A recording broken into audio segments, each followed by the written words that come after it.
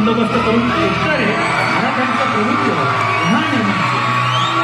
पानिपतच्या लढाईत झालेली हानी भरून काढता काढता मराठी सत्तेला वैभव प्राप्त करून देऊन परकीयांच्या बरोबरीनं रघुनाथरावांच्या सारख्या स्वकीयांना वठणीवर आणून राज्यात शिस्त आणि कार्यक्षम प्रशासन व्यवस्था निर्माण करणाऱ्या एका निष्कलंक पराक्रमी महानायकाची संघर्ष गाथा सादर करीत आहोत.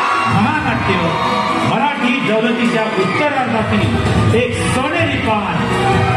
स्वामी स्वामी स्वामी सादर करते भारत कुशल विद्यालय मिरज.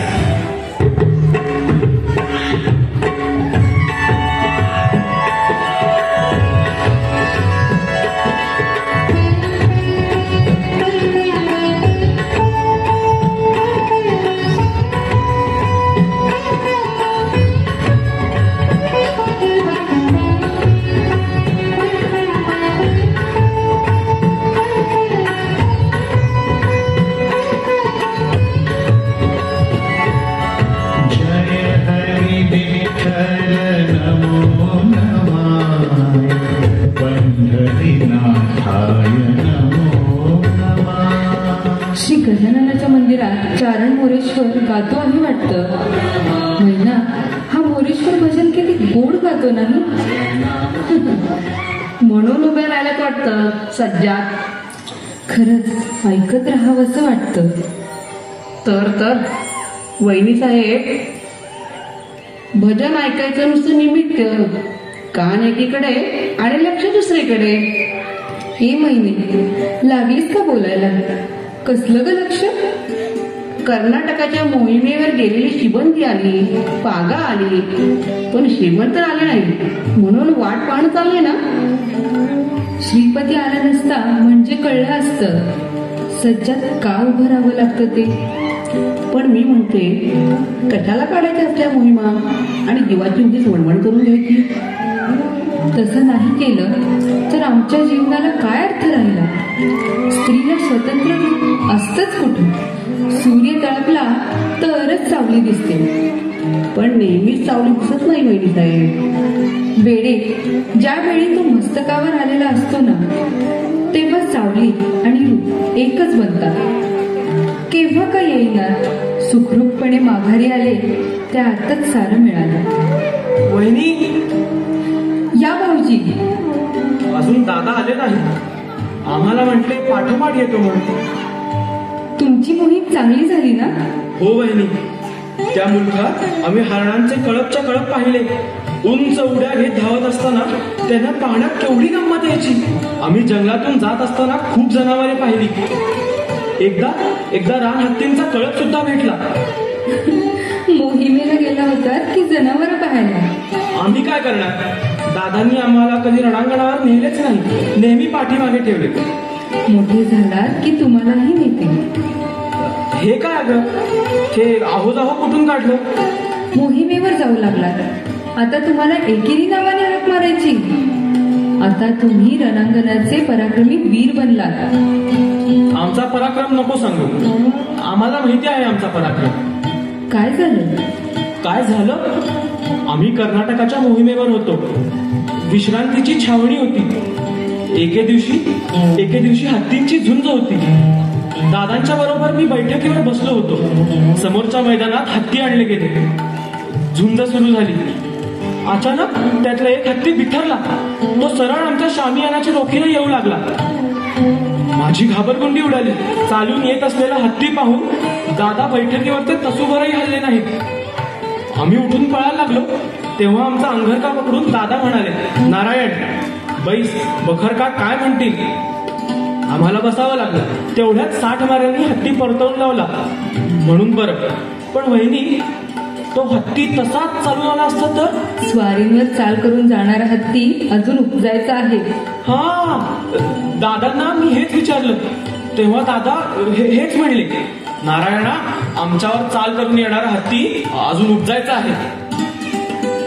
नारायणा, हैदरच्या हातून आम्ही सुटलो, पण आज धडकत दिसत नाही. आल्या पावली आम्ही माघारी जावं हेच बरं. आम्ही मोहिमेवरून सुखरूप घरी आलो. पुण्याजवळ येताच आम्हाला थेऊरच्या गजाननाची आठवण झाली. वाटलं आलेलं यश त्यांच्या पायी व्हावं, म्हणून आम्ही मागे राहिलो. पण कुठं विचारलं? आम्ही सारं ऐकलं. वाड्यात येताच गडबडीनं देवदर्शन घेऊन तडक आपल्या दर्शनासाठी या महाली आलो. शिंदे, होळकर, पटवर्धन, शास्त्री, नाना ही सारी माणसं सदरेवर असतात आम्ही तेथे क्षणही दवडला नाही. हवं तर विचारा. पुरे मुलासमोर काय बोलायचं ते?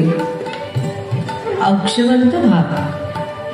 रावसाहेब, शिबंदी आली, पागा आली, नारायणराव आले, पण आपण आलो नाही. क्षमा असावी. आम्ही थेऊरला चिंतामणीच्या दर्शनाला गेलो होतो. ते कळलं, पण इथं माणसं तिष्ठतात, वाट पाहतात. बिचारी ओवाळणीची तयारी करून वाट पाहते आहे. ओवाळणी? पराक्रमी पती मोहिमेवरून आल्यानंतर ओवाळण्याची रीतच आहे. थांबा. पराक्रम केला असता तर ओवाळून घेण्यात आम्हालाही आनंद वाटला असता. मोहीम यशस्वी करून आलात ना? मोहिमेवरून सुखरूप आलो एवढंच. त्या हैदरच्या परिपत्यासाठी आम्ही गेलो. तो हैदर तसाच सोडून यावं लागलं. का? काय झालं? आमचं बळ कमी पडलं. काका अर्ध्या मोहिमेतून परत आले. शत्रू तसाच मोकळा राहिला. म्हणून ओवाळून घ्यायचं नाही? मातोश्री, पानिपताचा घाव अजूनही बुजलेला नाही. पेशवाई उदंड कर्जात उभी आहे. निजाम, हैदर यांसारखे प्रबळ शत्रू जुना अपमान भरून काढण्यासाठी सज्ज झालेले आहेत. सदरात एकही नाही. राहतं घर घर भेद्यांनी पार पोखरून टाकलेलं आहे. कशासाठी ओळख घ्यावं आम्ही? पण तिनं सारी तयारी केलेली. ती विरांजना तशीच राहू देत. एक दिवस उजाडेल, त्या दिवशी आम्ही आपणहून जाऊ. नारायणा, पोथी वाचून झाली का रे? चला चला आमच्या बरोबर.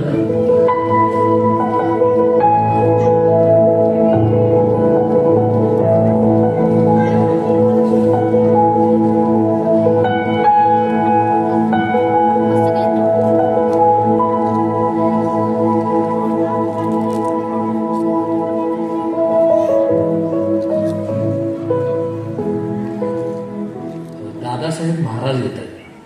श्रीमंत एकदाचे घरी आले तर आम्ही याच क्षणाची वाट पाहत होतो. आपल्या आशीर्वादानं मोहीम यशस्वी करून आलो आम्ही. तुमच्या कर्तेपणावर आमचा विश्वास नसता तर अर्ध्या मोहिमेतून आम्ही परत आलोच नसतो. काका, तुमची सोबत राहिली असती तर हैदरचा पुरा बिमोड करूनच आम्ही आलो असतो. तुमचा विश्वास पटवर्धनानं, तुम्हाला जवळचे शिंदे, होळकर आमची गरजच कुठे होती. तेव्हाच नाईलाजाने आम्हाला तुमची संगत सोडावी लागली. नाहीतर पाहायची होती या राघव भरारीची करामत. त्या हैदरला हा हा म्हणता समुद्राला भिडला असता. हा, अगदी खरं. ज्याची तलवार अटके पावे तो तळपली, त्याच्या शौर्याबद्दल कोण शंका घेईल? पण या गोष्टी जाणवायला पोच हवा ना. राजकारण करावं लागतं. गंगोबा तात्या, हेच ते. हाच पेशवाईचा कैफ चढलाय तुम्हाला. नुसत्या शिरपेचानं पेशवे होत नसतात. आम्ही आमचं वय आणि अधिकार कधी विसरलो नाही. आमच्या मनात नसता आपण निजामशाही तह केला. तेच ते. आम्हाला निजामाबद्दल प्रेम का होतं? आम्ही तह केला नसता, काही विपरीत घडलं असतं तर त्या अपयशाचं खापर तुमच्यावर फुटलं नसतं. पण आम्ही तो तह पाळला ना. मोठे उपकार झाले. आता यापुढे आमचा त्रास होणार नाही. जिथं मान नाही तिथं हा राघव भरारी क्षणभरही राहत नाही. आम्ही आनंदवल्लीला जाणार तेच सांगायला आलो होतो. काका, अहो एवढा त्रागा का? आमच्याकडून काही चुकलं का? चुकलं आमचंच. आमचा वाढदिवस होता, त्यासाठी आम्ही होमाची तयारी केली होती. जामदार खाण्यातून आम्ही सुवर्णपात्र आणि दागिने मागवले होते, तर तुमच्या नानानं होमाला बंदी केली. ज्याची तलवार नुसती ज्ञानाबाहेर काढली तर लुटीची रास उभी राहते. त्यात राघव भरारीला. हा राघव भरारीला होमाला बंदी.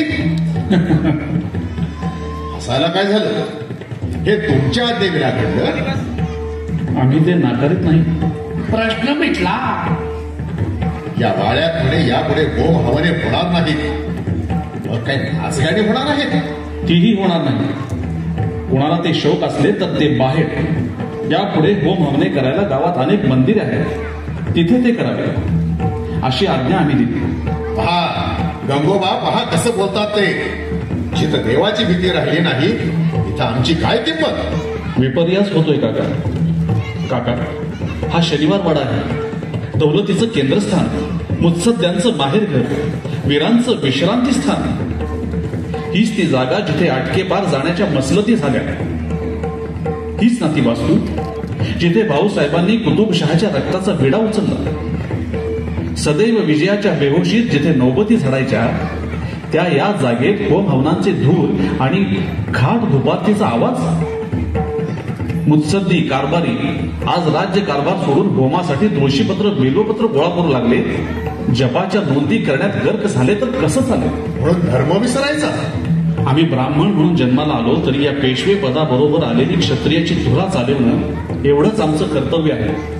काका, इथे जसे पटवर्धन, रास्ते, लेले येतात तसेच घोरपडे, होळकर, शिंदे पण असतात. दौलतीसाठी रक्त सांडायला उभी राहिली ही माणसं इथं होम हवन शिवाची कशी पाळायची? ही कोणी शिकवली आता? निजामानं. उरळीला तुम्ही ज्याला तह करून सोडून दिलं त्या निजामानं. त्याचं संकट दाराशी आलेलं आहे. निजामानं पेटवलेल्या रणकुंडात आज आमच्या दैवतांची होळी होत आहे, मंदिरं भ्रष्ट होत आहेत. निजाम पुण्यावर चाल करून येणार असं आम्ही ऐकलं. माधवा, ज्याची तलवार अटके पार गेली. हा, अटके पार गेली. ज्यानं निजामाला 14 लाखांसमोर ओकायला लावला तो तुझा काका काय साधा सुद्धा भिक्षुक वाटला? माधवा, माझे सर्व गैरसमज दूर झाले आहेत. काका, तुमचं हे निर्मळ रूप पाहिलं की धन्यता वाटते. आम्ही पर्वतीला देवदर्शनासाठी जात आहोत. आज रात्री आपण पंक्तीचा लाभ द्यावा अशी विनंती. पेशवे कधी विनंती करीत नसतात, आज्ञा करतात. आम्ही जरूर येऊ. श्रीमंत, शिंदे, होळकर, पटवर्धन छावणीवर जायची आज्ञा मागतात. शास्त्री बोल, आपण जाता. त्यांना आमची विनंती कळवा. आम्ही पर्वतीला जात आहोत, तेव्हा त्यांनी आमच्या बरोबर यावं अशी आमची इच्छा आहे. पण श्रीमंत, त्यांची शिबंदी अजून छावणी दाखल झालेली नाही, त्यामुळे पेशव्यांना शिबंदीचा खर्च भारी नाही. शिबंदी आज आमची पाहुणी म्हणून राहील.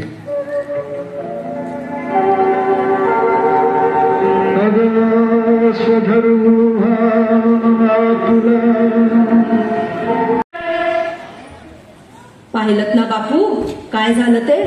काय आवेश, काय हुकूमत. पेशव्यांना सरळ करायला निघाले होते, तो हेच आले सुतासारखे सरळ होऊन. खरं ना? अहो वहिनी साहेब, आम्हाला वाटलं होतं आज काही पेशव्यांची धडगत नाही. गैरसमज आमचाच झाला होता, दोष माधवाचा नव्हता. दोष माधवाचा नव्हता? हो हो, दोष आमचाच होता. तसं आम्ही म्हणत नाही, गैरसमज होतोय आपला. दादासाहेब, क्षमा असावी, पण मला तरी लक्षणं काही बरी दिसत नाही. गंगोबा, उगीच राईचा पर्वत करू नका. जशी आज्ञा दादासाहेब.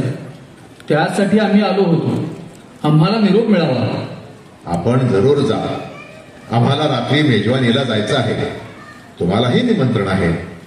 श्रीमंतांचं आणि आपलं नातं आहे. रक्ताचे गैरसमज केव्हा ना केव्हा दूर होतील, पण त्यामध्ये आमच्यावर वक्रदृष्टी झाली तर? बापू, तुमच्यासारख्या मुरब्बी माणसानं त्या पोरवयाच्या माधवाची भीती बाळगावी? आश्चर्य. श्रीमंतांचं बालवय असेल, पण बालबुद्धी निश्चितच नाही. राजकारणातले सारे निर्णय श्रीमंत आता करू लागले आहेत, जाणतेपणाने. माधवाला पेशवाईची वस्त्र मिळाली तेव्हाच त्यानं राजकारणात पडू नये म्हणून आम्ही त्याला दप्तरी गुंतवला होता. तो तसाच गुंतून राहिला असता तर? तीच मोठी चूक केली. बापू, माधव तसा नाही. दादासाहेब स्पष्ट बोलल्याशिवाय राहवत नाही. वाघाची पावलं झडप घालीपर्यंत सावजाला कळत नसतात. दादासाहेब, आपण आहात भोळे, पण हे केस काळ्याचे पांढरे या राजकारणातच आले. आज श्रीमंतांनी होळकर, शिंदे, पटवर्धन या सर्व सरदारांना वाड्यावर ठेवून घेतलंय. मोठा बेत आखलाय हे खरं. मनात आहे तरी काय तुमच्या? आपण अर्ध्या मोहिमेवरून आलात याचा श्रीमंतांच्या मनात राग आहे. तो त्यांनी बोलूनही दाखवला. आणि त्यांना वाचवण्यासाठी दादासाहेब आपण निजामाशी तह केला, पण तेच त्यांना खपलेले दिसत नाही. दादासाहेब, राकेटला इंगळ मोठा दाहक असतो म्हटलं. काय बोलता गंगोबा? नाही दादासाहेब, मी स्पष्ट विचारतो. मेजवानीचा बेट आखला, ठीक आहे आखला, तर शिबंदी कशासाठी लागते हो? शिबंदी? कसली शिबंदी? दादासाहेब, श्रीमंतांनी नुसते सरदारच ठेवून घेतले नाही. पटवर्धन, होळकर, शिंदे यांची शिबंदी आज वाड्याभोवती उभी आहे. प्रकृती बरी नसतानाही श्रीमंत पर्वतीला जातात. ही सारी लक्षणं काही ठीक दिसत नाही. काय सांगता बापू? माधव आम्हाला काही करीन असं वाटलं तरी कसं? आमचा तो गैरसमज असेल, क्षमा असावी. म्हणूनच आम्ही आपली रजा घ्यायला आलो होतो. तुम्ही आम्हाला सोडून जाणार? नाईलाज आहे दादासाहेब, पण आम्ही इथं राहून काय करणार? जर काही विपरीत घडलं तर तुमच्या बरोबर आम्हीही या जाळ्यात सापडू. काही बाहेर राहिलो तर निदान बाहेरून तरी काही करता येईल. काही? आणि आम्हाला? हा राघव भरारी असल्या पिंजऱ्यात सापडण्यासाठी जन्मात आलेला नाही. बापू चला, आम्ही तुमच्याबरोबर येऊ. या वाड्यात आम्ही क्षणभरही पाणी प्यायला थांबणार नाही. जे व्हायचंय ते सावधगिरीनं व्हावं, जपावं. चिंता करू नका. या माधवाला जरूर पश्चाताप होईल. आम्ही माघारी येऊ ते श्रीमंत पेशवे दखल ए दौलत म्हणूनच.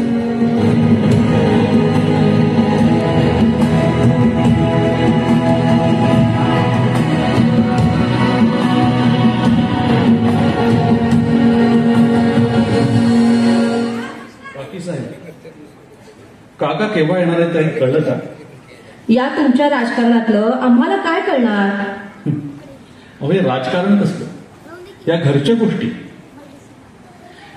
काका गेल्यापासून आमची कोण धावपळ चालली आहे हे पाहताना वडगावला जाऊन भेटलो, मिन्नत केली, मागून येतो म्हणाले, आणि आज आम्ही ऐकलं की ते आनंदवल्लीला जाणार आहेत म्हणून.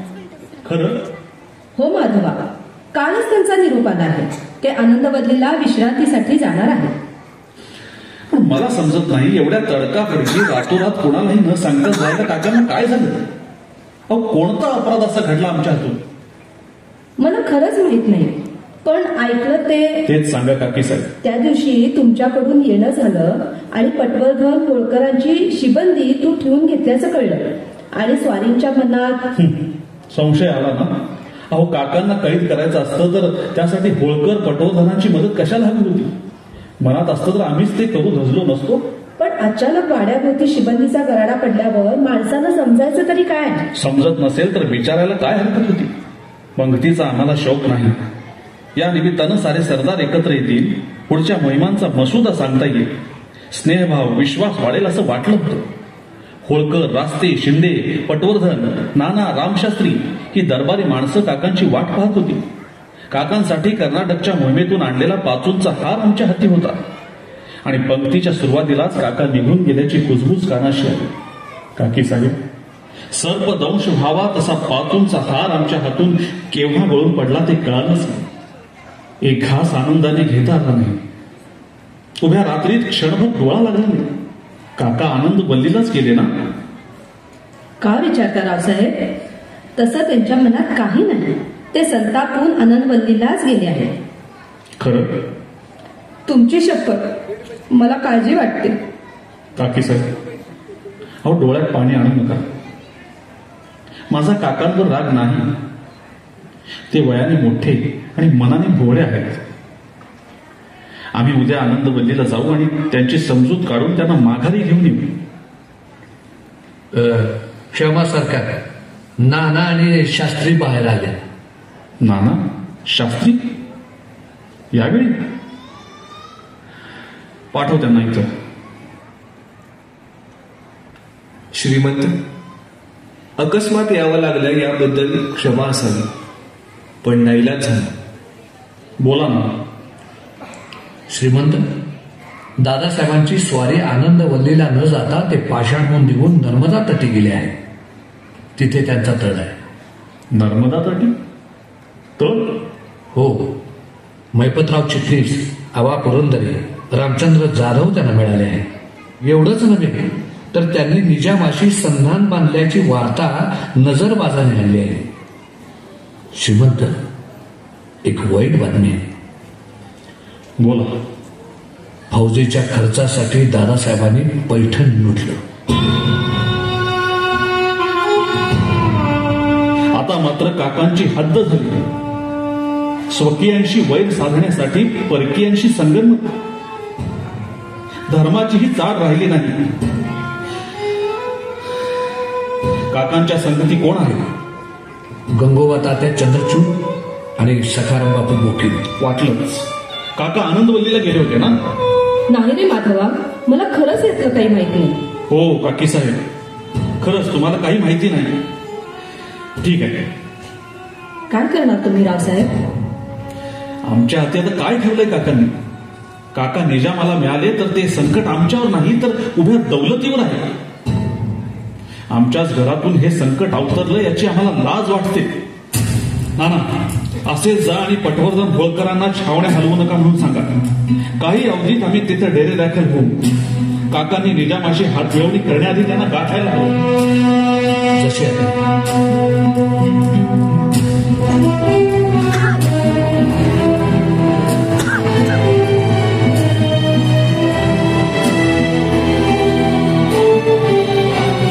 बिमोड करा त्याचा.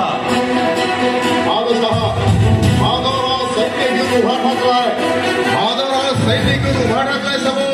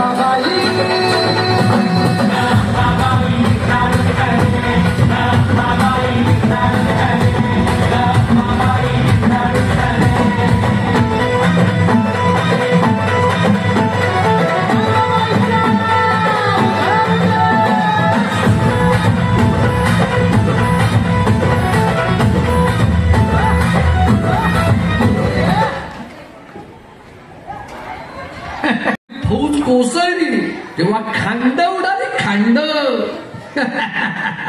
मग जमला बेत म्हणा. काय बापू? जमला हे निर्विवाद. पहिल्या लढाईतच त्यांनी मार खाल्ला आळेगावला. आपल्या आश्वासनावर तहाची खात्री बाळगून श्रीमंताची छावणी अगदी गाफील असता या गंगोबांच्या सल्ल्यानुसार आपण परत हल्ला केला. त्यात श्रीमंतांच्या फौजेची पुरती धुळदाण उडाली. यात मात्र संशय नाही. राजकारणात साधलेल्या प्रसंगाने यश येतं. तिथं दिलेल्या आश्वासनाला चिकटून चालत नाही. अगदी बरोबर बोलला दादासाहेब. जे विजय धर्ममार्गाने मिळत नसतील ते अश्वत्थामाच्या मार्गाने मिळवावे लागतात. तात्या, आज सायंकाळपर्यंत वाट पाहू, नाही तर शेवटचा मार्ग आहेच. बोला पुरंदरे, काय खबर? दादासाहेब, श्रीमंतांनी पराभव मान्य केला आहे. त्यासाठी ते आपल्याकडे येणार आहेत. बरोबर केवढी फौज आहे? श्रीमंत फक्त एका रक्षकासह येताना दिसत आहेत. एकटा? जी. बापू हा एकटा येईल असं वाटलं नव्हतं. त्याच्या माघारी हवं ते बोलता येतं, पण समोर आलं की. दादासाहेब कृपावंत आहेत. भावनेच्या आहारी न जाता उद्दिष्टावरचं लक्ष भेळून द्यावं. काय ठरवायचं ते तुम्हीच ठरवा. तुम्ही आणि तात्या ठरवा. दादासाहेब, हे असं दृश्य पुन्हा पाहायला मिळणार नाही. शुभ्र घोड्यावर स्वार झालेले श्रीमंत माधवराव पेशवे शरणागतीसाठी आपल्या छावणीकडे एकटे येत आहेत. फक्त एक स्वार बरोबर आहे त्यांच्या. पण तात्या, त्याच्याबरोबर काय बोलायचा याचा विचार करा. आम्हाला काही सुचेल असं झालं आहे. अहो येऊ दे दादासाहेब, आम्ही आहोत ना. आपण चिंता करू नका. काय बापू? तात्या, रणांगणावर माणसं हरवत नसतात, ती अंमल होत असतात. माधव काका, मी इथं आपल्या भेटीस तर आलो आहे. इथं अलबत्या गलबत्यांचं काहीच प्रयोजन नाही. ऐका श्रीमंत, आम्ही अलबत्ते गलबत्ते म्हणे. गंगोबा, पाठीवरचे वळ बुजलेले दिसतात. माधव, ही माणसं माझी विश्वासाची आहेत. काका, ही भेट खाजगी आहे. इथं बाजार मुलगे कशाला? ऐका ना बाबासाहेब, आम्ही बाजार मुलगे, ही आमची किंमत. गंगोबा, बापू, आम्ही सांगितलं ना, आम्हाला एकांत हवा.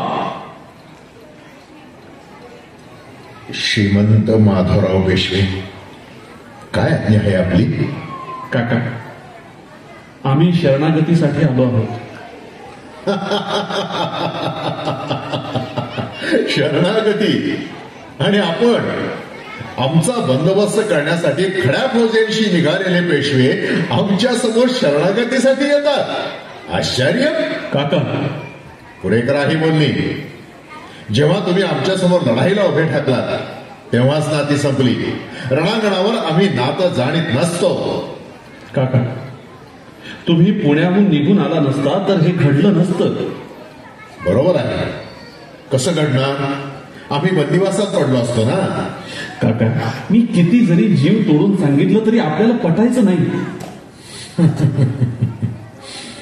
लवकर आपल्या ध्यानी आलं. कोणती अट घेऊन आला आहात ते एकदा आम्हाला कळू द्या. शरणागताला अट नसते. जी आज्ञा होईल तिचं पालन करणं यापेक्षा जास्त काही नाही. काय म्हणता? हे माधवराव बोलतात? आश्चर्य. आम्हाला खरं नाही वाटत. काका, मी आपल्याला हे कसं पटवू? हा पेशव्यांचा शिरपेच. उत्तरेच्या सनदा छत्रपतींच्या पायाशी ठेवल्या तेव्हा छत्रपती शाहू महाराजांनी हा शिरपेच स्वहस्ते थोरल्या रावसाहेबांच्या पगडीवर चढवला होता. हाच तो शिरपेच जो निजामाच्या पारिपत्याच्या वेळी झळकत होता. तो हा पेशव्यांचा पराक्रमी शिरपेच आज त्याचा अपमान होऊ नये म्हणून इथं ठेवला आहे. नाहीतर तो तुमच्या पायाशी ठेवला असता. आणि हे आपले जोडे उराशी कवटाळले आहेत. आता वाचवा किंवा मारा. माधवा, अरे काय करतोस हे? टाक ते जोडे. शरणागत झालास म्हणून जोडे घेण्याची काहीच आवश्यकता नाही. टाक ते जोडे. त्यात कसली लाज? तुम्ही काका, तीर्थरूपात आणि तुमच्यात मला कधीच भेद वाटला नाही. वडिलांचे जोडे उराशी कवटाळले किंवा शिरावर घेतले तरी त्यात लाज कसली? काका, या चरणी फक्त एकच विनंती आहे. कसली विनंती? तो शिरपेच तिथं आहे. त्याची मनास येईल ती व्यवस्था करा. पेशवे बनून पेशवाईचं राज्य करा. मला हवी ती शिक्षा द्या, पण आपसातील भांडणांसाठी निजामासारखा पिढीजात शत्रू घरात आणू नका. मराठी दौलत बुडवायला तुम्ही कारणीभूत होऊ नका.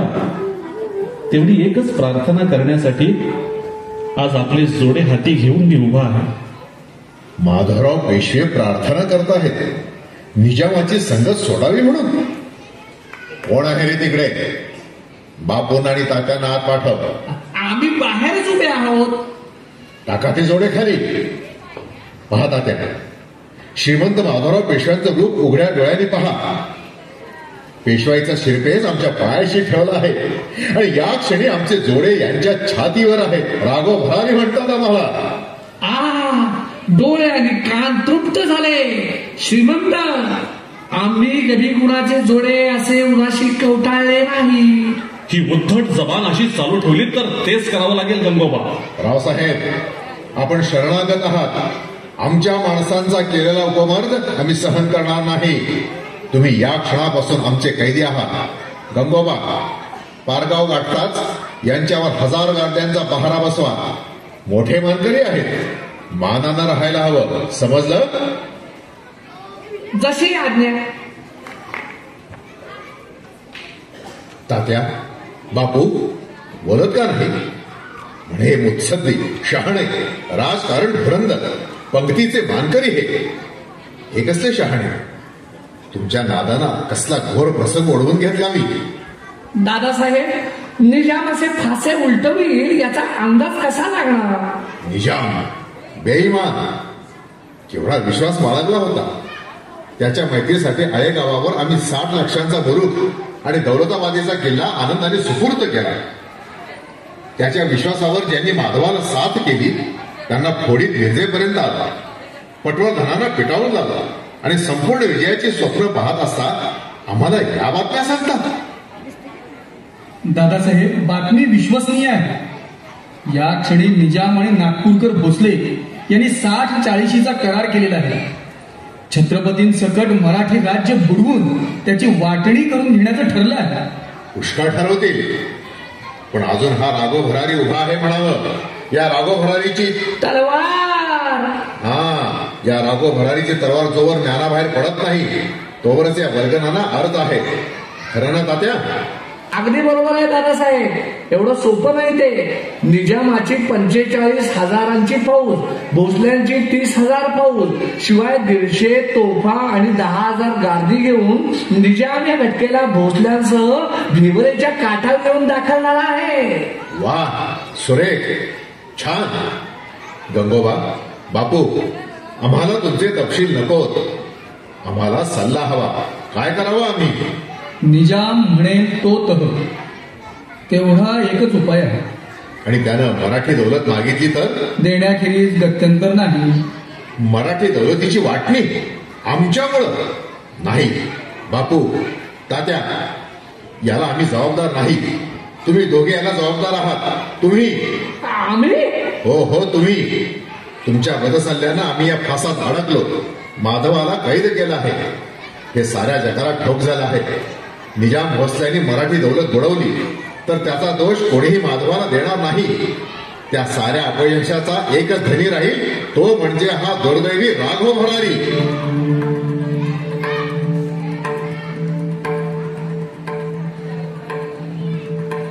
कैद्यांना काळ गारद करून असतो, वेळ नाही. माधवा, आज आमचे फासे उलटे पडले आहेत. सारे बेत फसले. ज्या निजामाच्या भरोशावर आम्ही होतो तोच निजाम आमची पाठ फिरताच उलटला आहे. नागपूरकर निजाम हे एक झाले असून मराठी दौलत बुडवायला सिद्ध झाले आहेत. बातमी विश्वसनीय आहे, त्यात शंका नाही. श्रीमंत, आज भोसले निजामांची 5 लाखांची फौज शेकडो तोफांसह भिवरेच्या काठावर दाखल झाली आहे. माधवा, आम्ही काय करावं ते सांग. मी कोण सांगणार? माझ्या हाती काय आहे? आम्ही या प्रसंगात सापडलो हे पाहून आनंद वाटत असेल नाही? आनंद आम्हाला नाही काका. घरातलं वैर मिरवण्यासाठी दौलतीचं अहित चिंतणारा मी नव्हे. पानिपताच्या धक्क्याने तीर्थरूप पर्वतीवर स्वर्गवासीच नाही. राज्याचे खरे वारस पानिपताने गिळले. आपणच आम्हाला पेशवाईची वस्त्रे घ्यायला लावली. अजाण असता आमचा विवाह झाला. काका, त्या मराठी राज्याचं हित ही एकच आमची निष्ठा आहे. आम्ही केवळ आमचा शिरपेच आपल्या पायी ठेवला. आम्ही पेशवे होऊ? तुम्ही आमचा पराभव केला. आपण मनात आणलं तर जरूर पेशवे व्हावं. ऐकलं बापू? माधव काय म्हणतो ते? कोण आम्हाला विरोध करणार? सांगा, बोला. बापू, आम्हाला स्पष्ट सल्ला हवाय. दादासाहेब, विरोध करणारे आता सज्ज झाले आहेत. आपण पेशवे झाला तर आपल्या बाजूने साथ द्यायला कोणी उरणार नाही. कारण निष्ठा एकदाच बांधली जाते. मराठी दौलत एकाच व्यक्तीला पेशवे म्हणून ओळखते, आणि ती व्यक्ती म्हणजे श्रीमंत. बापू म्हणतात ते अगदीच खोटं नाही. अगदी आमच्या मनातला विचार बोललात बापू. मी माधवाची परीक्षा घेत होतो. माधवा, पेशवे पदाची मला हाव नाही. आता तो निजाम जाणे आणि तुम्ही जाणे. मी सुटलो. बापू, तुमचा विचार काय आहे? श्रीमंत, नागपूरकर भोसले, गोपाळराव पटवर्धन, रामचंद्रराव जाधव यांच्या जमावाने निजामाची ताकद वाढली आहे. तेव्हा थांबा, एवढे उतावीळ होऊ नका. विचार करा, तो पेशवाईचा शिरपेच या माधवाच्या मस्तकी परत आला तर दौलतीच्या कल्याणाखेरीज अन्य विचार मनात येणार नाही. विचार करून शिरपेच लावा.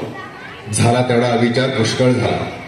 माधवा, हा शिरपेस तुझाच आहे.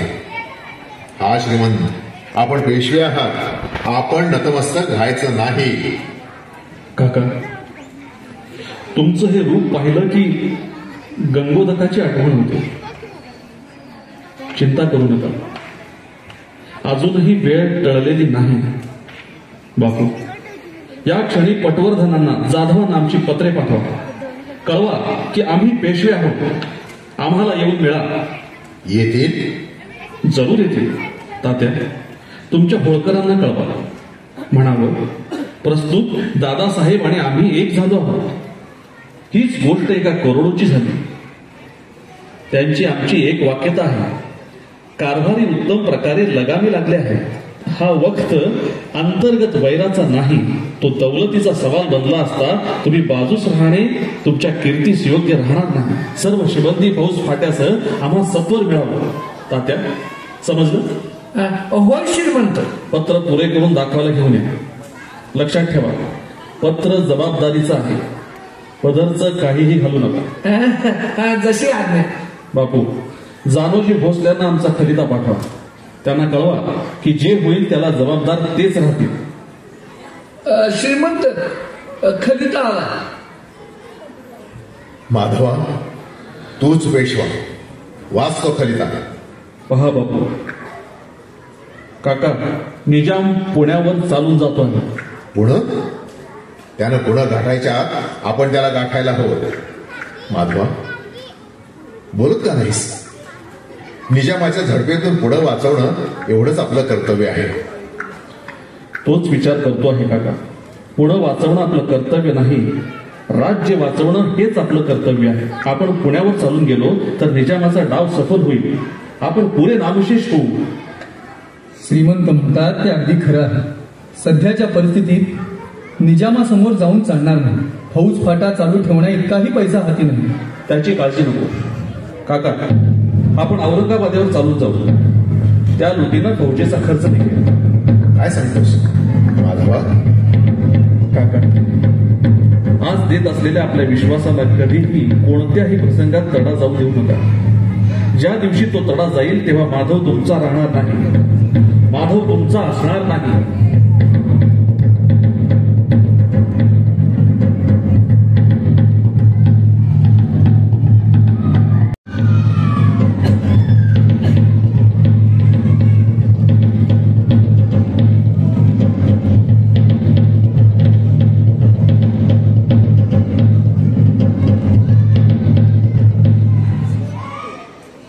आई साहेब येत असल्याची वर्दी आली. आई साहेब, आमच्या मनाने पाहिलं सर, आमच्या नशिबी हा सारीपाट नाही. आपण आज्ञा केली असती तर आम्ही महाले आलो असतो. आज्ञा? आणि आपल्याला पेशव्यांना आज्ञा कोण करणार बाबा? काही प्रमाद घडला का मामा? सर्व क्षेम आहे ना? हो, म्हटलं तर सारं क्षेमच. काय घडलं मामा? काय घडलं? घडवणारे आपण आणि आम्हाला विचारता?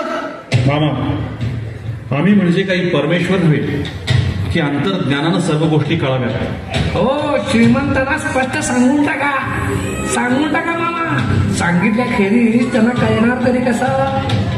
ताईसाहेब, आपणच सांगा. घराण्याची लाज आमच्या मुखातून चव्हाट्यावर आणण्याचं सामर्थ्य आमचं नाही. घराण्याची लाज?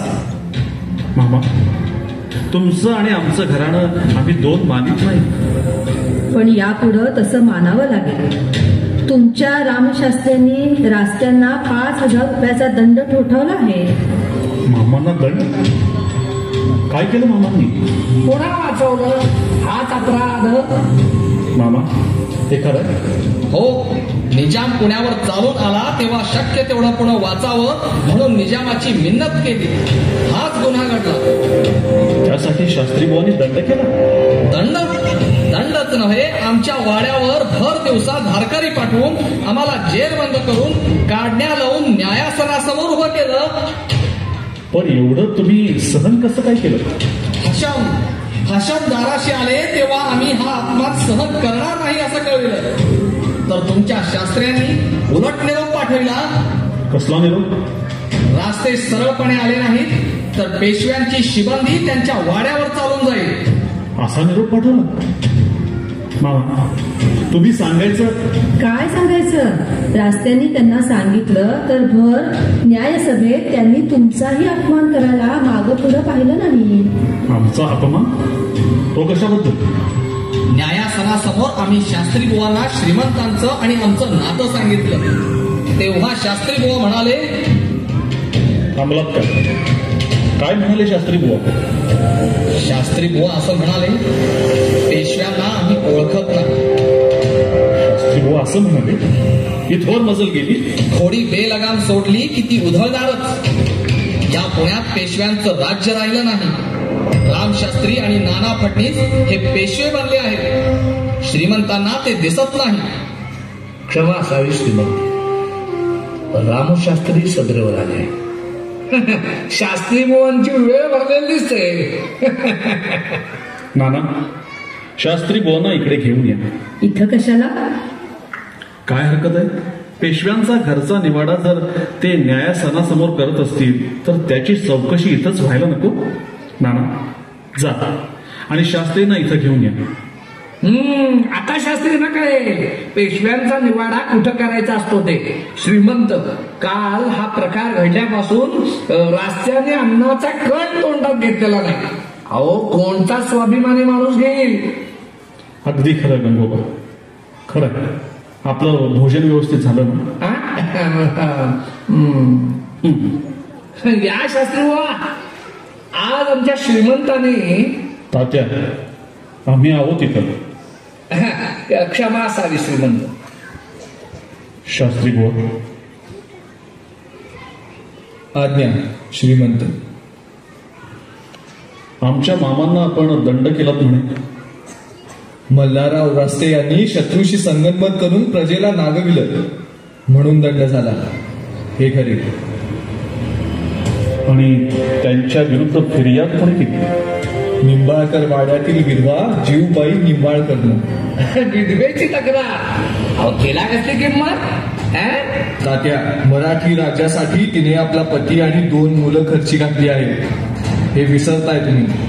माधवराव, हा प्रकार एकदा त्या न्यायसभेसमोर झालेला आहे. तेच इथे होणार असेल तर. मामासाहेब, थोडा धीर धरा. शास्त्री बुवा, काय झालं ते आम्हाला सांगा. श्रीमंत, निजामाने जेव्हा पुण्यावर चाल केली आणि पुणे लुटलं तेव्हा रास्ते निजामाच्या फौजेबरोबर पुण्यात फिरत होते. मोजके वाडे हवेला दाखवित होते. मामा, हे खरंय? गोर गरिबांची घरं वाचावीत म्हणून काही वाडे दाखविणं आवश्यक होतं. मग आपला वाडा दाखवलंच असेल. पण आम्हाला जाब विचारणारे हे कोण शास्त्री? शास्त्री बुवा, रास्ते हे आमचे मामा आहेत. हे तुम्ही जाणायला हवं होतं. श्रीमंत, हे रास्त्यांना समजायला हवं होतं. आम्ही काय करावं हे तुमच्याकडून ऐकण्याची आमची इच्छा नाही. तुमच्या या न्यायदानात आमचाही अपमान झाला म्हणे. आपला अपमान?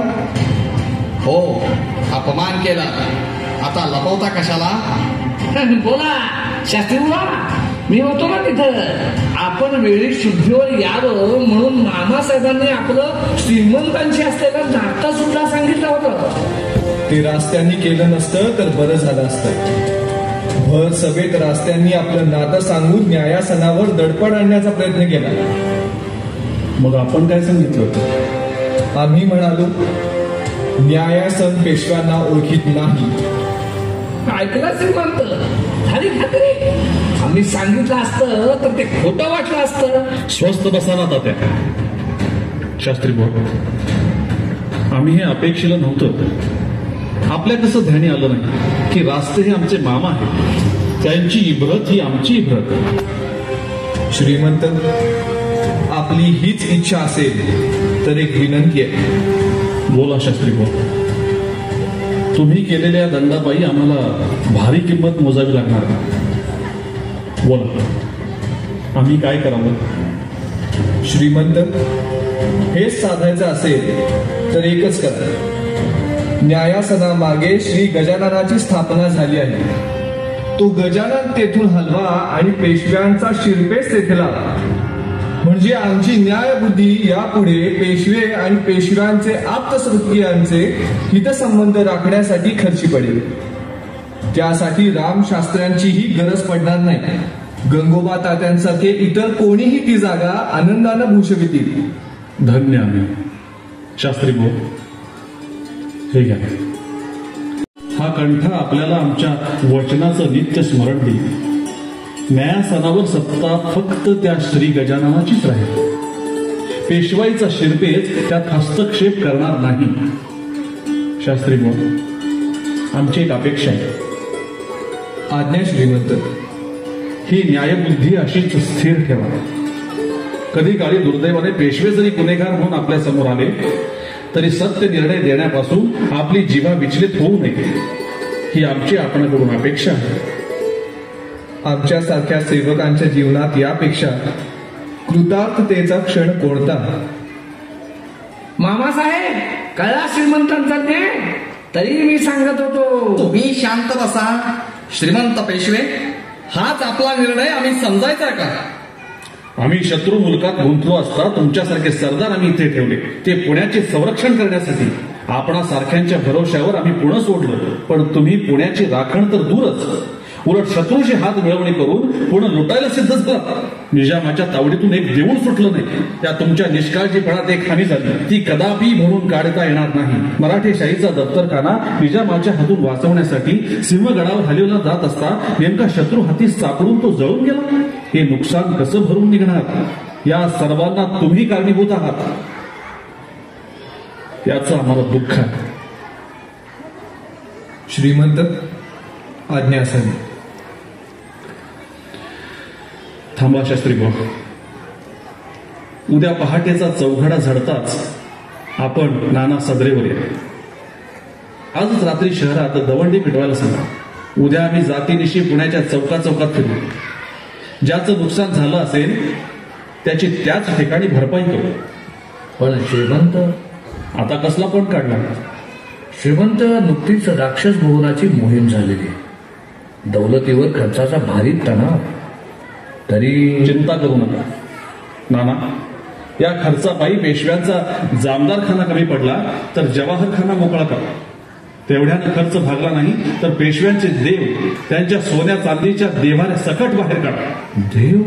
हो नाना, राज्यकर्त्यांचे देव देव्हाऱ्यात नसतात, ते रस्त्यावर असतात. पण श्रीमंत, निजामानं पूर्ण लुटलं त्याची शिक्षा पेशव्यांनी का भोगावी? नाविष्णु पृथ्वी पती. नाना, आम्ही तो पंतप्रधान. निजाम पुण्याच्या दिशेने जातो आहे.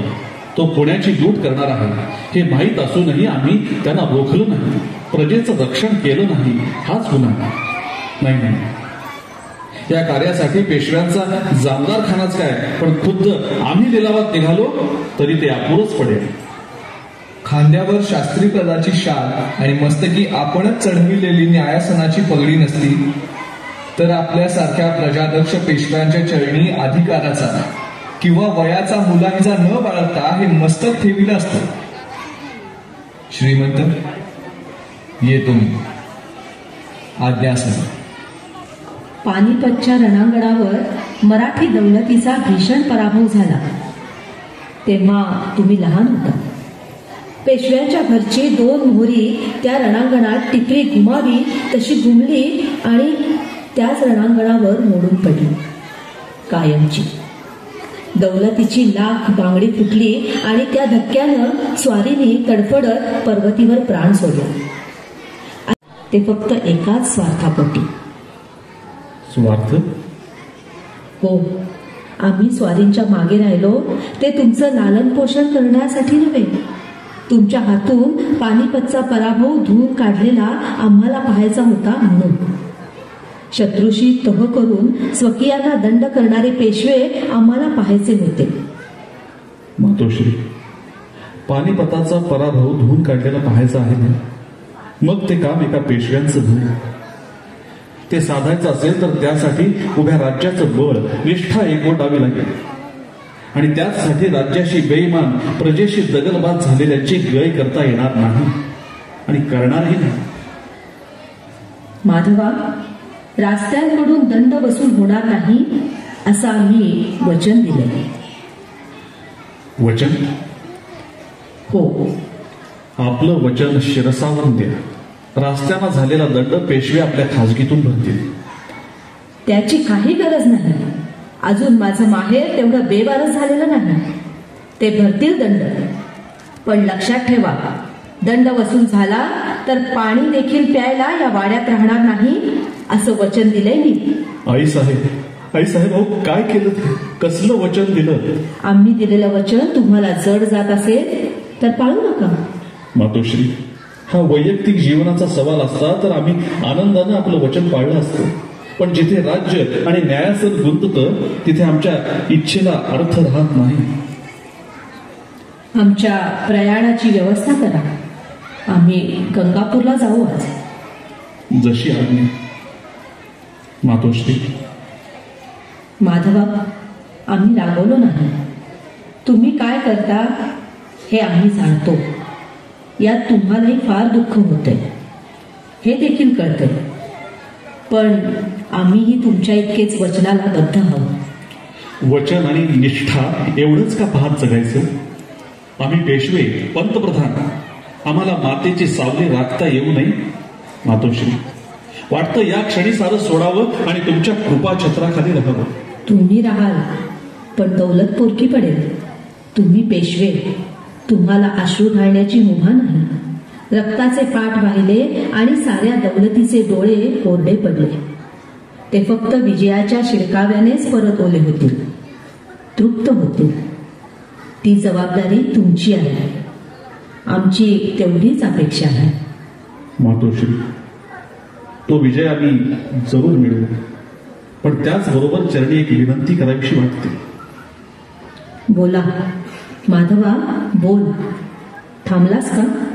पानिपताचा कलंक पुसलेला जेव्हा ऐका, त्या दिवशी तुमच्या कठोरतेला, संयमाला बांध न घालता मुक्तपणे चार समाधानाचे, आनंदाचे अश्रू ढाळा. त्याखेरीज पेशव्यांच्या त्या कर्तबगार पुरुषांना मुक्ती मिळायची नाही. तो दिवस पाहण्यासाठीच आम्ही जगतो आहोत. याचा विसर पडू देऊ नका. त्या अपमानामुळे आम्ही आमचं सौभाग्य हरवलं. त्या पराजयाचा पुरा सूड उगवला जाईल, तेव्हाच आमचे नेत्र तृप्त होतील, आनंदानं झरतील. भगीरथाचं सामर्थ्य तुम्हाला लाभावं एवढा एकच आशीर्वाद आम्ही तुम्हाला देतो. आपण परत माघारी येऊ असं वाटत नाही, पण कुठेही असलो तरी आम्ही आपलं कल्याणच चिंतू.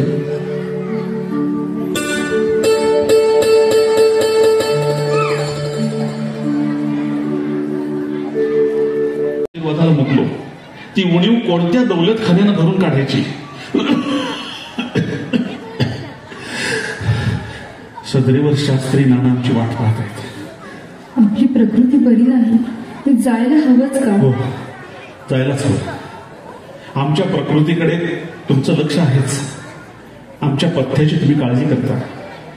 पण त्याही पेक्षा भयानक व्याधींनी जर्जर झालेली ही दौलत, तिचं पथ्य पाणी कोणी पाहायचं?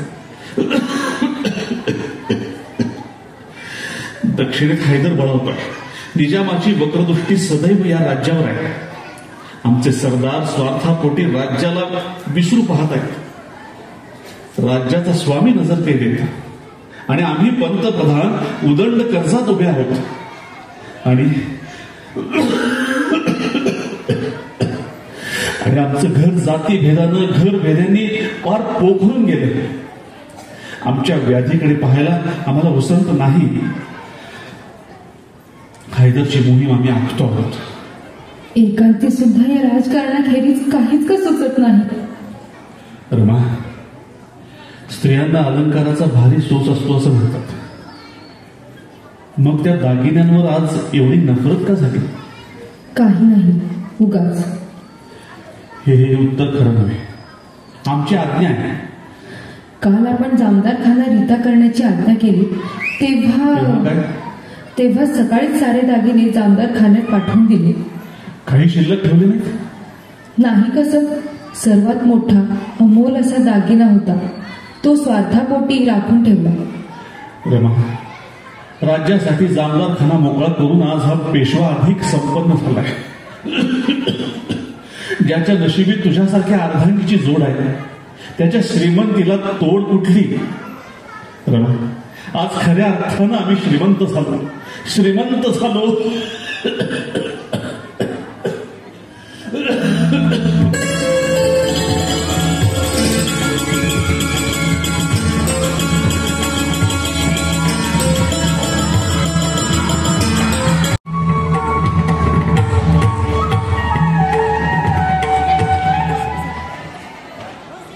धीर धरा, ऐकून कंटाळा आला. या असल्या रडखाऊ सल्ल्यानं कान किटलेत माझे. पण वहिनी साहेब, दादासाहेब पेशवे झालेले आम्हाला काय नको आहे? त्यासाठी गणपती पाण्यात ठेवून वाट बघा. पराक्रम करायचा एकट्यानं आणि ओळून घ्यायचं दुसऱ्यानं. राक्षस गुणाचा विजय संपादन करून श्रीमंत माधवराव पुण्यात आले तेव्हा तुम्ही स्वारींसह आनंदवल्लीला तोंड लपून बसला होता. पण मी इथं होते ना. सुवर्ण अंबारीत बसलेला तो पेशवा, त्याच्यावर उधळली जाणारी सुवर्ण पुष्पे, त्या झडणाऱ्या नौबती. तसं नाही वैद्य साहेब, आपल्या इतका दादासाहेबांनाही संताप आहे. गप्प बसा तात्या, तुमच्यापेक्षा मी त्यांना जास्त ओळखते. गैरसमज होतोय वैद्य साहेब, गैरसमज होतोय आपला. गैरसमज? बापू, राक्षस गुणाची लढाई होऊन आज 2 वर्ष उलटली, पण माधवाच्या चढत्या कमानीला पायबंद बसला नाही. तुम्ही त्याला मदत केली नाही म्हणून त्याचं काही अडलं नाही. या 2 वर्षात त्यानं कर्नाटकाची दुसरी मोहीम यशस्वी केली. तुम्ही तोतया उभा केला, त्याचा बुरखा त्यांना आपल्या हातानं फाडून काढला. तुमचे आधार असलेले निजाम, त्यांच्याशी त्यांनी मैत्री जोडली आहे. आता तुमच्या हातात काही राहिलं नाही. बापूने आग्रह धरला नसता तर ही वेळ. मी कसला आग्रह धरला? आळेगावच्या तळावर श्रीमंतांचा पुरा पराभव झाला होता. पेशवाईचा शिरपेट स्वहस्ते त्यांनी दादासाहेबांच्या पायावर ठेवला होता. एवढंच नव्हे तर दादासाहेबांनी पेशवाईची वस्त्र स्वीकारावी म्हणून त्यांचा आग्रह होता. बापू, हे खरं? खरं आहे साहेब. संधी आली होती पण ती दादासाहेबांना पकडता आली नाही. मग कशात अडलं होतं? विचारा, बापू आहे तिथं. मी दादासाहेबांना राजी करीत आणलं होतं. पण बापू, काय ऐकते मी? तात्यांनी सांगितलं ते सत्य आहे वैद्य. आळेगावला श्रीमंतांचा पराभव झाला. दादासाहेबांचे ते कैदी झाले. सुडाच्या आवेशात दादासाहेबांनी श्रीमंतांच्या सरदारांची पाठ धरली. पटवर्धन जाधव निजामाला जाऊन मिळाले. होळकर इंदुरात जाऊन बसले आणि ज्यांच्या पाठिंब्यावर दादासाहेबांची मदार होती तेच निजाम नागपूरकर एक झालेले. पेशवे कैदी, सरदारांचं बळ हरवलेले. अशा वेळी पराजय झाला असता तर दादासाहेब राजकारणाच्या पटावरून कायमचे उखडले गेले असते, बदनाम झाले असते. म्हणे आत्याबाईंना मिशा असत्या तर. 2 महिने झाले स्वारींची वाट पाहते आहे. आनंदवल्लीला बसून काय करताय? गंगोबा तुम्हाला येतो म्हणाले होते ना? तर काय सांगावं, आज येणार होते, यायलाच हवं होतं. कोण म्हणतो आम्ही आलो नाही? आम्ही बोलतो तसेच वागतो. अगोबाई, येणं झालं वाटतं. सांगत नव्हतं वैद्य साहेब. एक वेळ परमेश्वरी संकेत बदले पण दादासाहेबांचे शब्द म्हणजे शब्द. स्वारींनी इथंच थांबावं. ओवाळ्याचे घेऊन येते. आम्हाला ओवाळणी कशासाठी? आठवतं आपण सांगितलं होतं माघारी येऊ ते पेशवे म्हणूनच. स्वारींचा शब्द म्हणजे शब्द. कळतात आम्हाला ही बोलणी, पण तो शब्द खरा करायला फारसा वेळ लागायचा नाही. कोणी ज्योतिषी भेटला होता वाटतं. ज्योतिषावर विसंबून राहणारे आम्ही नव्हे. मग नाशकाला गेला असता देवानं कौल दिला का? कौल दिला, पण देवानं नव्हे. आनंदवल्लीला इतके दिवस उगीच राहिलो नव्हतो. आम्ही नवीन संधान बांधली आहेत. नवसंधान? हो. नाशिकला कंपनी सरकारचे ब्रोन साहेब आम्हाला भेटले. ते आम्हाला मदत करायला तयार आहेत. मग काय फत्ते साहेब का साधे. साता समुद्रा पलीकडून येणारे ते हनुमंताचे अवतार. कोण आहे रे बाहेर? बाहेर गुलाबराव असतील, त्यांना पाठवून दे. कोण गुलाबराव? गुलाबराव, आम्ही दिलेली ती वस्तू. आणले, हे बघ. ठीक आहे, जा तुम्ही विश्रांती घ्या. आम्हाला भेटायला बुरवण साहेब आले होते. आमच्या वाटाघाटी झाल्या आणि प्रेमाखातर जाताना त्यांनी हे अस्सल कनोजी गुलाब पाणी आम्हाला दिलं. हे आम्ही तुमच्यासाठी घेऊन आलो. पण बैठक गुप्त झाली ना?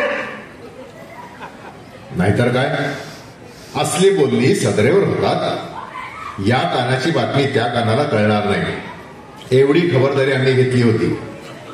कंपनी सरकारची सारी ताकद या क्षणी आमच्या पाठीशी आहे, म्हणून तेव्हा आम्ही ती उभी करू. पण माधवाची तब्येत बरी नाही असं आम्ही ऐकलं, खरं? हो, ज्वर आणि खोकला यांचा त्रास होतो, त्यांना विश्रांती नाही. मग या मोहिमांची जबाबदारी घ्यावी कशाला? त्याचमुळे अंगात ज्वर मुरला आहे. तात्या, काय झालंय त्या माधवाला? काय झालंय? काय व्हायचं राहिलंय ते विचारा. ते हवं तेवढं लपून ठेवतील हो, पण मी काढले ना वित्तम बातमी. त्यांच्या वैद्याने सांगितले. काय सांगितलंय वैद्याने? तुमच्या श्रीमंत माधवराव पेशव्यांना राजयक्ष्म्यासारख्या दुर्घट रोगानं गाठलं आहे. राजयक्ष्मा? अरे कोहळ वय, हे व्हायला नको होतं. नाना फडणवीस आले. पाठवते ना. दादासाहेब आले नाही, तोच हा शहाणा इथं कुठून आला? आपल्यालाही निरोप आहे. आपल्याला ही बाटली देऊन श्रीमंताने सांगितलं आहे की कालच्या पाण्यापेक्षा हे पाणी जरा अधिक चांगलं आहे, हे वापरावं. येतो पाहिलं तात्या, भिंतीला सुद्धा कान असतात. शत्रू सावध झाला की दिरंगाई करून चालत नाही. बापू, सर्व गोष्टी मनाजोग्या घडतात ना? चिंता नसावी, श्रीमंतांच्या माघारी सर्व सरदार आपल्या मागे उभे राहतील. श्रीमंत माधवराव पेशव्यांना आता आमची ताकद कळेल. त्यांना कळेल फुलं पुस्कारल्याखेरीज अत्तराची पैदास होत नाही. यापुढे आळेगावची पुनरावृत्ती होणार नाही. आता एकच घाव. काय तात्या? 100 सुनहार की और 1 गुहार की.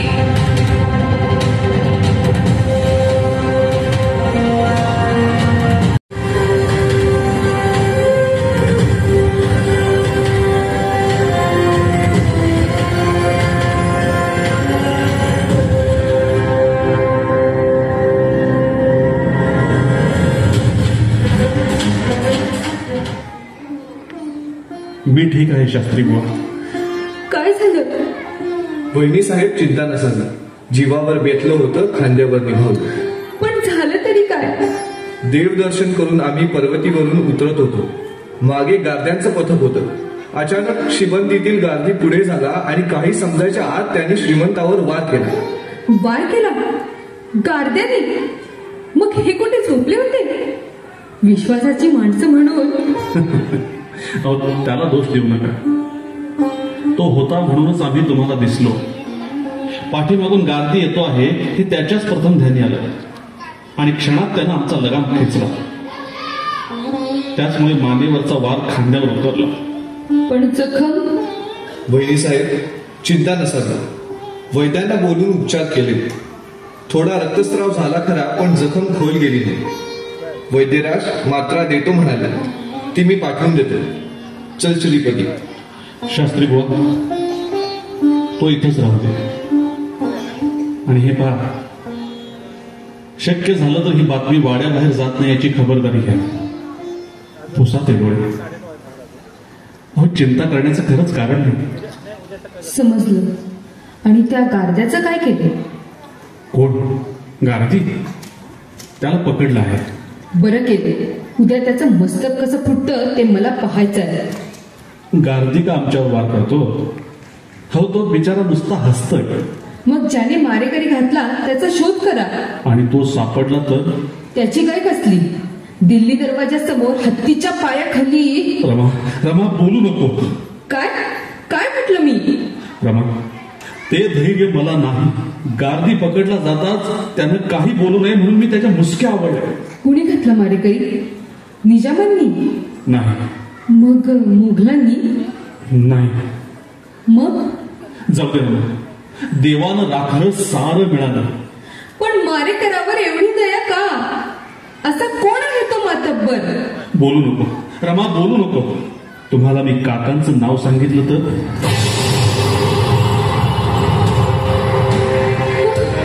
मामाजी. माधवा, तुझ्यावर वार झाला? गारद्याने मार केला म्हणे. थोडक्यात देवावर परमेश्वरी कृपा. पण तो गार्दी? सारच कळलेलं दिसतं. गार्दी जिवंत आहे. हा? काय बेटा, तो काही बोलला नाही तात्या. तो काही बोलण्याआधीच त्याच्या मुसक्या आवडल्या. छे छे छे छे, अशा माणसाची गय कसली? याचा पुरता छडा लावायला हवा. असं म्हणतात. आणि त्यानं मारेकरी कोणी घातला हे सांगितलं तर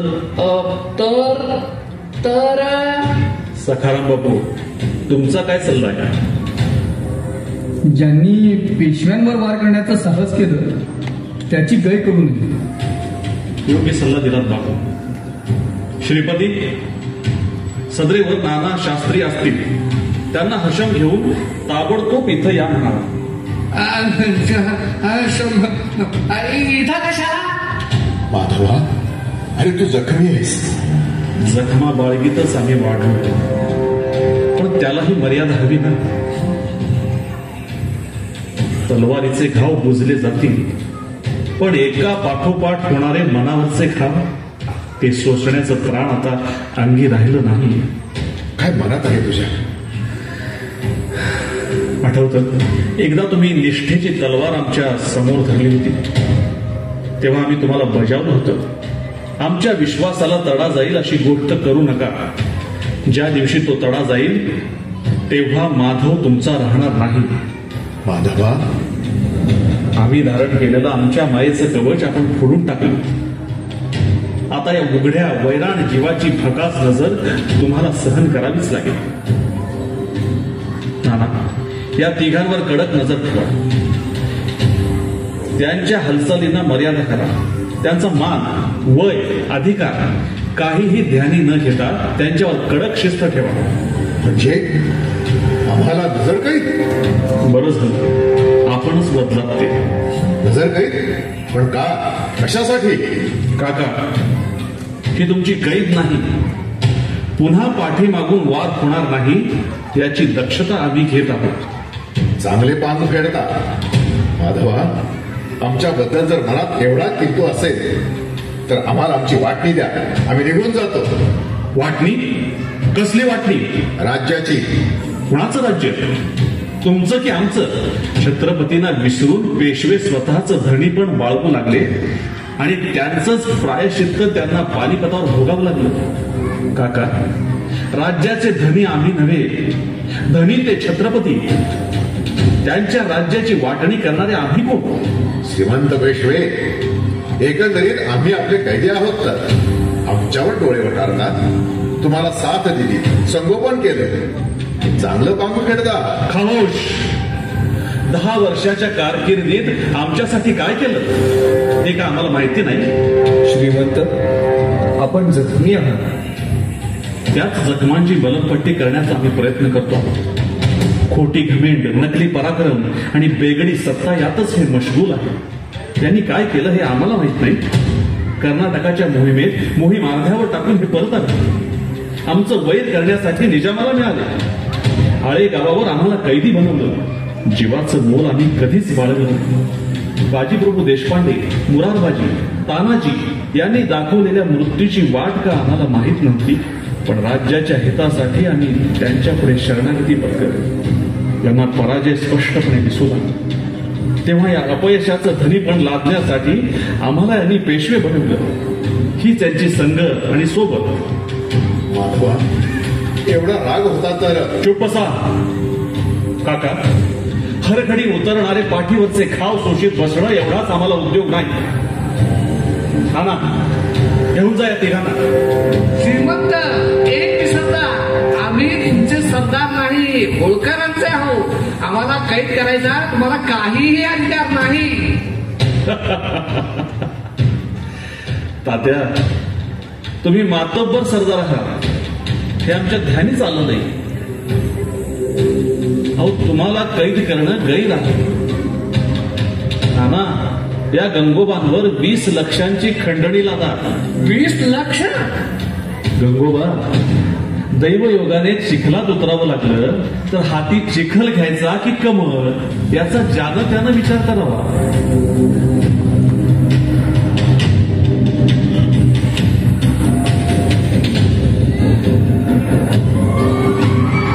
जरा उठवता का? सांगितलं ना, नुकताच डोळा लागला म्हणून. नाईलाज आहे वहिनी साहेब, उठवा. उठवायला हवंच का? कोण आहे?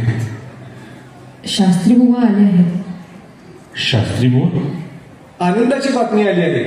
उत्तरेचा खलिता आलाय. आमच्या फौजेने विजय संपादन केला. विसाजी कृष्ण बिनीवाले, महादजी शिंदे, तुकोजी होळकर यांनी आपल्या फौजेनिशी पानिपतावर आपल्या फौजेचे बेसुमार कत्तल करणाऱ्या रोहिल्यांचा आणि पठाणांचा संपूर्ण पराजय करून देवदुर्लभ यश संपादन केलं आहे. पुन्हा एकदा सांगा शास्त्री बुवा, पुन्हा एकदा सांगा. श्रीमंत, पानिपतावर झालेला मराठी दौलतीचा महान अपमान आपल्या पराक्रमी फौजांनी साफ धुवून काढलाय. अधिकार असता तर ही आनंदाची वार्ता आणणाऱ्याला पेशवेपद बहाल केलं असतं. ही वार्ता ऐकण्यासाठीच आमचे कान सदैव आतुरले होते. असं काय करायचं ते? आपली प्रकृती. ठेवू नका, मी ठीक आहे. आता साक्षात मृत्यू जरी समोर उभा टाकला तरी आम्ही त्याला थांब म्हणून सांगू. आम्हाला स्पर्शण्याची त्याला हिंमत होणार नाही. त्या गजाननाने लाज राखली, सारे मनोरथ सिद्धी केले. राज्याचं कोणतंच स्वप्न आता साकार व्हायचं राहिलं नाही. पानिपताच्या रणांगणावर 2 मोती लाख बांगडी वाढवली गेली. त्या पराजयाला तर मुक्ती मिळाली. शास्त्री बुवा, पानिपतावर हरवलेल्या त्या लाख बांगड्या आज सवाष्ट झाल्या असतील. आपण बसावं तरी. आम्हाला अडवू नका. त्या विजय वार्तेनं सारी दख्खन आमाप यशानं धुंद झाली असता हा आनंद आम्हाला मनमुराद भोगू द्या. श्रीमंत, आपण म्हणता ते अगदी सत्य आहे. या यशाला तोड नाही, या यशाला उपमा नाही. शास्त्री हो, धन्य त्या मुत्सद्दी सरदारांची की ज्यांनी आज दख्खनची शान राखली. आज होळकर, शिंदे, बिनीवाले यांचं नाव इतिहासात अजरामर झालं. पेशवे या नात्यानं आमची आज्ञा दप्तरी नोंद करा. जेव्हा हे वीर परत येतील तेव्हा आम्ही असलो तर जातीनिशी त्यांच्या स्वागताला जाऊच, पण आम्ही नसलो तरी त्यांना गुपचूप नगर प्रवेश करू देऊ नका. हत्तीच्या सुवर्ण अंबारीत बसून सुवर्णाची फुले उधळीत वाजत गाजत त्यांचा पुण्यात प्रवेश करू. शास्त्री बोला श्रीमंत. अहो, गजाननाला अभिषेक करा, साखर वाटा, तोफांच्या सरबत्तीनं साऱ्या भूमीला हा विजय कळवा. या विजयासाठी ज्या वीरांनी आपल्या रक्ताचं शिंपण केलं असेल त्या वीरांचं भरल्या मनानं चिंतन करा. काकांना काढणे काय पाहतोय मी? नाना, क्षमा सर.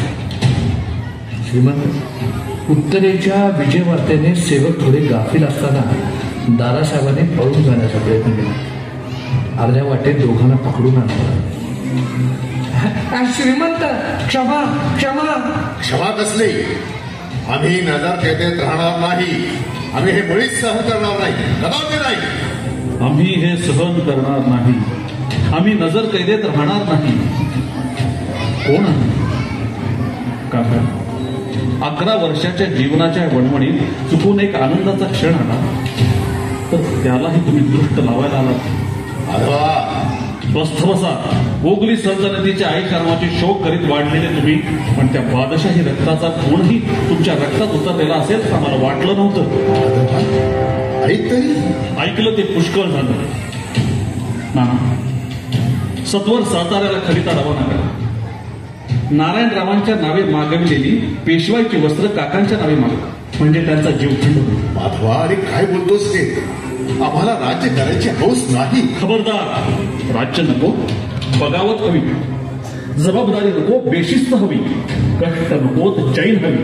3 वेळा पेशवेपद पायाशी टाकलं पण ते मुसलता आलं नाही. काका, आता सहन होत नाही. सारे आयुष्यभर काकांचे लाड पुरवण्याखेरीज आम्हाला काहीच का उद्योग नाही. माधवा, कुणाला बोलतोस हे? या राघव भरारीला? राघव भरारी. या गोष्टी आश्रितांना सांगा. अटकेपर्यंत तुम्ही गेला होता. मोहीम उभी असता अर्ध्या वाटेवरून तीर्थरूपाचं पत्र आल्याचं खोटं सांगून माघारी आला. हे का आम्हाला माहित नाही? फेरीच्या मोहिमात मी किती प्रयत्न केले ते काय सांगू? जगजाहीर आहेत ते. आमच्या सावकारांना ते मुखोद्गत झालं. मोहिमा केल्या तर निदान लूट तरी घरी येते. पण तुम्ही आलात 25 लक्षाचं कर्ज घेऊन. ते फेडण्यात आमची अर्धी हयात खर्ची पडली. लौकिक पदरी आणला तो साध्वी अहिल्याबाईच्या छळवणुकीचा. ज्या होळकरांनी आम्हाला साथ दिली त्या घराण्यातील विधवेला यांनी गांजलं. विधवेच्या पैशाची हाव धरली. काही झालं म्हणून बोलतोस? निदान ब्राह्मण आहे हे तरी त्यांनी जर. कशाला त्या ब्राह्मण्याचा उच्चार करतात? ब्राह्मण्य म्हणजे काय ते ठाऊक आहे? ज्यानं पैठण लुटलं त्यानं तरी ब्राह्मण्याचा आधार घेऊ नये. काका, तुमच्या जागी दुसरा कोणी असता तर काय केलं असतं? काय केलं असतं? मला विचारतात. कुठून आणली ती हिंमत? ऐकायचं आहे काय केलं असतं ते? हत्तीच्या पायाखाली दिलं असतं, घोड्यांच्या टापाखाली उचलून काढलं असतं. नको नको माधवा, एवढा कठोर होऊ नकोस. लहान असलास तरी पदर पसरते. यांना वाचव. भिवू नका काकी, तुमच्या सौभाग्याला धक्का लागणार नाही. रक्ताची जाण यांना पाळता आली नाही. संकटकाळी यांच्याकडे काका मला वाचवा म्हणून कोणी धावलं तर यांचं अभय मिळणं कठीण. सोडा त्यांच्या काढणे. काका, या क्षणापासून तुम्ही मोकळ्या आहात. हवं ते करा. शत्रूला मिळा, राज्यावर चालून या, पेशवे बना, काहीही करा. सोडा त्यांच्या काढणे. माधवा, मी चुकलो. ठीक आहे, आमच्या मनात काही नाही. नारायण लहान आहे, हट्टी आहे, त्याला सांभाळा. पेशवाई जरी त्याच्या नावाची असली तरी कारभार तुम्हीच पहा. आता फक्त नारायणाची काळजी वाटते. माधवा, चिंता करू नकोस. नारायण माझा आहे. त्या गजाननाची शपथ घेऊन सांगतो, नारायण माझा आहे. तुमच्या शपथेवर विश्वास ठेवता आला असता तर अंतकाळी गजाननाचे नाव घेण्याऐवजी मी तुमचंच नाव घेतलं असतं. जा जा काका, विश्रांती घ्या.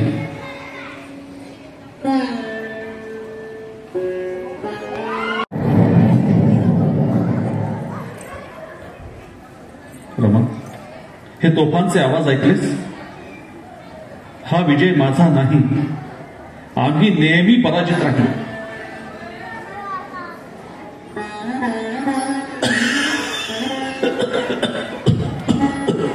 फार थकलाय तुम्ही. आपण थोडा आराम करावा. आराम आता तो एकदाच मिळायचा.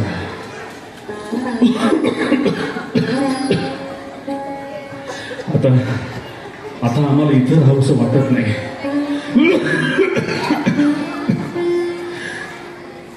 आता उद्या आम्ही गजाननाच्या मंदिरात जाऊ. जे काही व्हायचं असेल ते त्या चिंतामणी समोरच होऊ दे.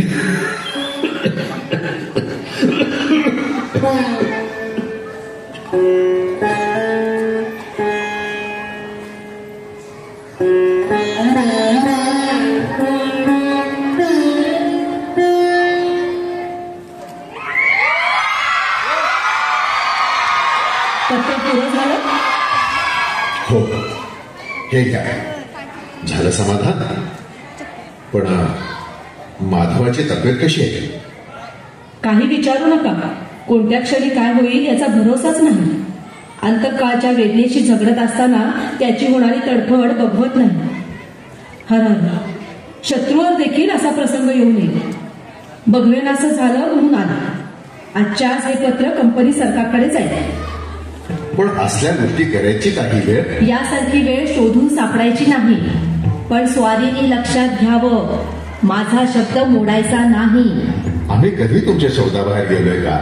सांगा बघू. पण ऐन वेळी विसरायला होतं. माधव गेला. माधव गेला? नाही हो, जाईल. आता काय थोडेच राहतोय, पण तो गेला की नारायणरावच्या पेशवेपदाला सरळ विरोध करायचा. आपले सारे सरदार या क्षणी श्रीमंतांच्या आजारपणाचं निमित्त करून इथे तळ देऊन आहेत. नाना शास्त्री काही बोलले तर सरळ इंग्रजांचा शह द्यायचा. स्वारींनी पेशवे झालेलं मला पाहायचं आहे. गंगोबा, माधवाचा जास्त आहे म्हणे.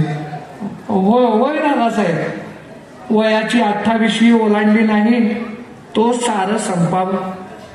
ज्याच्या नुसत्या नावानं मी म्हणणारे चळा कापत होते, तो झुंजार पेशवा केळीच्या पानावर भूमिशय्या पत्करताना पाहून मन फाटून जातं दादासाहेब.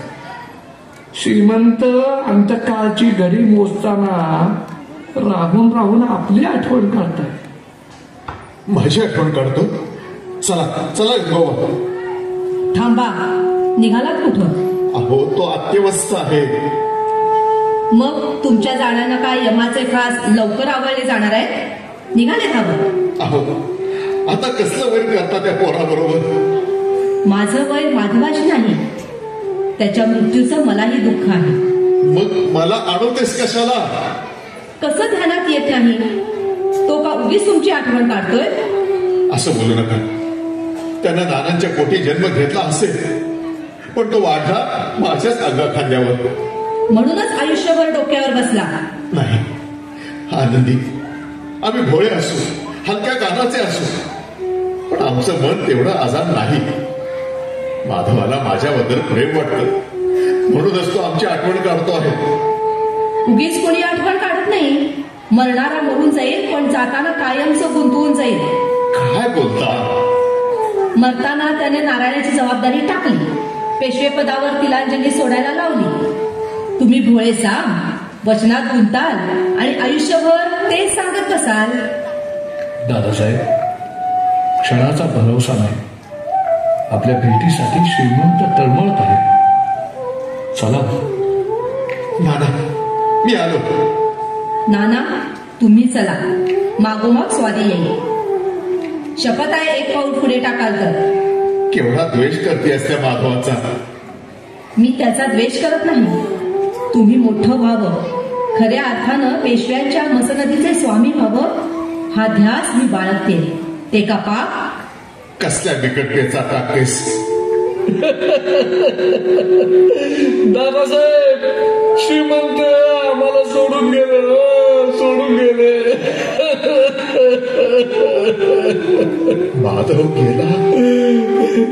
माधव गेला. काही तुझे 2 वर तुला मिळाले, पण माझा माधव गेला.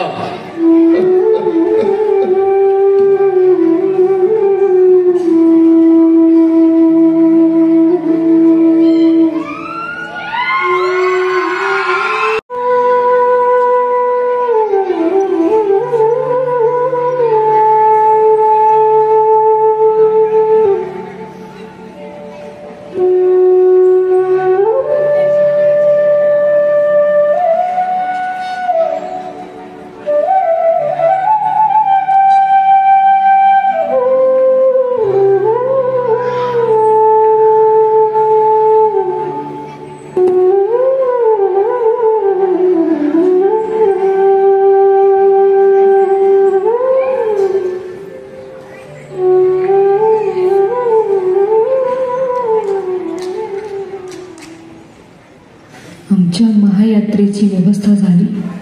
हो. स्वारींचा स्वभावच तसा. एकदा मोहीम आखली की माघारी बघणं नाही. पाहिलं ना कसे अर्ध्या डावावरून उठून गेले ते. वहिनीसाहेब, श्रीमंत गेले आणि मराठीत दौलतीचा कणाच मोडला.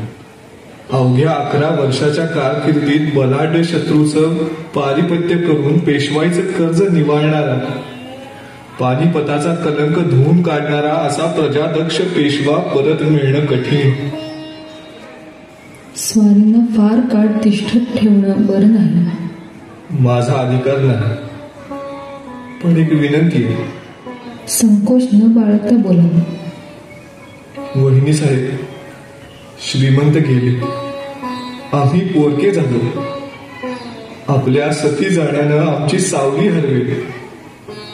पेशवांच्या घराण्यात सतीचा कुलाचार नाही. आपण सती जाण्याचा हट्ट सोडावा. आता आम्हा सोबत एकच अन्य सोबतीची आम्हास गरज नाही. स्वारी पुढे गेले आहे. राहून राहून माघारी पाहणं होत असेल. आम्ही दिसलो नाही तर अर्ध्या वाटेवर त्यांचा जीव गुदमरून जाईल. शास्त्रीजी, आम्हाला अनुमती द्या. वहिनी साहेब, केव्हा तरी शुभ्रधवल चांदणं पडलेलं असावं. तुमची वाट पाहत आम्ही उद्यानात उभे असू. चांदण्यानं कोरलेल्या वाटेवरून तुम्ही येताना पाहून आम्हाला कोण आनंद वाटेल. त्या नीरव शांततेचा कोणी भंग करणार नाही. तेथे घोड्यांच्या कापांचा आवाज नसेल, हत्तींचे चित्कार नसतील, माणसाची वर्दळ नसेल. त्या विश्वात आपण दोघेच असू रमा. ते आपलं सुख पाहून आकाशीचा चंद्र सुद्धा विरघळून जाईल.